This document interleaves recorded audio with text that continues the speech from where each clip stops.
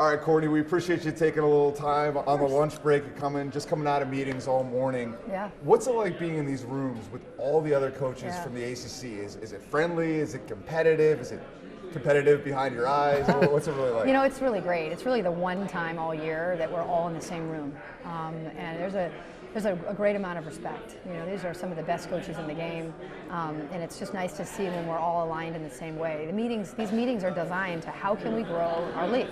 How can we show ourselves as a league in terms of our power in the basketball sense? So we're all swimming in the same direction, and that's been fun. You talk about the growth. What's the biggest issue you think facing the ACC and women's basketball on the whole? You know, I think you always want to make sure that you're looking forward, right? And the business is constantly changing, so there's everything from the portal to the NIL to the rev share to the third parties, and you just want to make sure that the ACC and your program as a whole is thinking ahead. And so, you know, I think there's going to be all these things. Where should the ACC tournament be, or where, you know. Gosh, in terms of, I mean, there's so many different issues that we've talked about over the last, the morning, but we just got to do our jobs. This is a moment, an extended moment for women's college basketball and for women's basketball. How do you make sure that the league takes advantage of that right now in this moment? Yeah, I feel like I guess this was the most teams we've ever had in the tournament on the women's side. Last year we had 8 in and 4 in the Sweet 16. This year we had 9 in and 5 in the Sweet 16. So I've been saying all year long, I'm not going to worry about the ACC. I know the players, I know the coaches, and we continue to show our success in the postseason.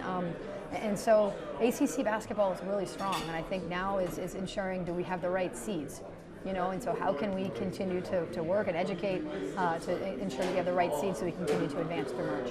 We hear so much about the transfer portal and NIL, rev share, especially in football and men's basketball, but I imagine that's also happening in women's basketball, where players are looking to capitalize as much as players in other sports. Absolutely. As a coach who grew up playing a different game, right? Yeah. A lot has changed. How do you adapt to that era where players probably are talking about how much money am I going to get? Yeah, I mean, I always say in life, you always have to provide value. And as you think about that in your athletic department, as a women's basketball sport, you have to provide value. And there's lots of ways to determine that, right? But part of it is revenue. Part of it is how many butts can you get in seats. Part of it is the energy that you bring to your university community, the brand awareness, all those things matter. And so as a program, we have to make sure that we're providing value to our institution, and then our players have to make sure they're providing value to our program. And with that, it then now finally is a chance for them to get their value back turned, not only to their personal successes, but in their revenue gain. And you are hearing those conversations. Oh gosh, yeah, we talk all the time. I mean, I say it monthly probably. Our jobs are to provide value in this world, right? And in this department, our job is to provide value for women's basketball at the university. And then as this team, our job is to provide value in women's basketball space, I mean, all the time. And so, yeah, the NIL conversations are real. And if you shy away from them, you're going to be left behind. Revenue is a real thing now. When I say 76-team women's tournament, what do you say? I hope I'm not in though. I hope it doesn't affect me, right? I don't care about the last 8. No, more opportunities for more players to play. I'm guessing there's a revenue component. Is my guess. I don't know, but as long as I just want to continue to work hard to get the best seed I can to have the best chance to advance. And so does that give us more unit opportunities, perhaps, or those more play-in games then lead to the units? I don't know exactly how it's going to space out.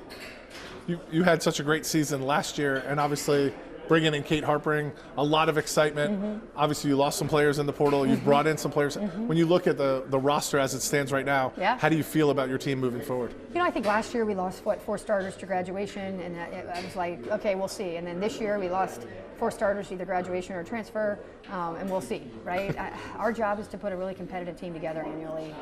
I'm excited about the additions. Obviously, Kate brings a giant fish into the group. We've got a lot of experience coming back in terms of talent. We've got a lot of experience we brought into the portal. So, I like how it looks on paper, but we've got to make sure that we can mesh it together in the right way. We talked to Carol Lawson a little earlier about that jump from the Sweet 16 to the Elite 8 to the Final Four, which is everybody's goal. Seems as difficult in women's basketball as it is in any sport. What is the difference between being in the Sweet 16 and being in the Final Four? God, that 80 minutes is a hell of a climb, for sure. You know, you got to be healthy, you got to be playing well, and you've got to get a little lucky. You also have to keep cracking at it, right? And so we've been to 3 of the last 5 Sweet 16s, hosted the last 2. You just got to keep cracking at it, and so that you have another opportunity, right? But yeah, that 80 minutes is not just 80 minutes. It's a big wall to climb, and you know your seed really matters. You want to make sure you're not playing the number 1, so you've got to get into that 2 or 3 line, preferably the 2 line, as best you can. I'm sure you and the other coaches are swapping some stories here, you know, behind closed doors. Can you share any of those stories? What's the one you tell the other coaches, oh, you're never going to believe this, whether it's from the recruiting trail or something last year? You know, to be honest, they've had us in so many meetings, and you're doing so much in terms of the brand, in terms of the scheduling, in terms of the net, in terms of the revenue, that you're learning more from other coaches. You're learning about their lens and to help our league grow. Right, and we're all in different spots on that, right? And so, yeah, you guys are lucky. You're at the Triangle. These are some of the better. These are the brands that have done really well the last couple of years, right? So we might be in one part of the conversation. We're talking about scheduling, whereas maybe some other schools in the conference are talking about how can we get from more in the 200s to more in the 100s in the net, right? And so it's neat to hear the different lenses, because ultimately we're only as strong as we are collectively. And so how can we bring up our collective whole? Last one for me. You're the commissioner of women's college basketball. What's the first change you're making? Oh gosh, the first, man. I think you need obviously some legislative help in terms of some guidelines and guardrails for our sport. So there's some consistency and some transparency that will help. I think we've added 2 more games. We got 32 games now, but we haven't increased the length of our season, right? And so the men have the same number of games. They have a whole other week in their season, right. And so we're getting really compact. So we've got to look at when we add things, how does that affect everything else? God, there's just.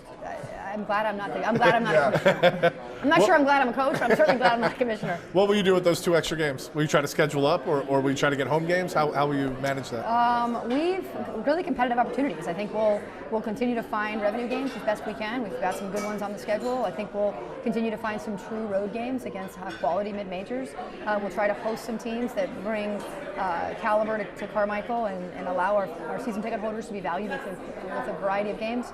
Scheduling is not a one-way street, though, right? I'm going to ask, and you got to agree. Right. And so if you don't, I'm going to try him, and I'm going to try.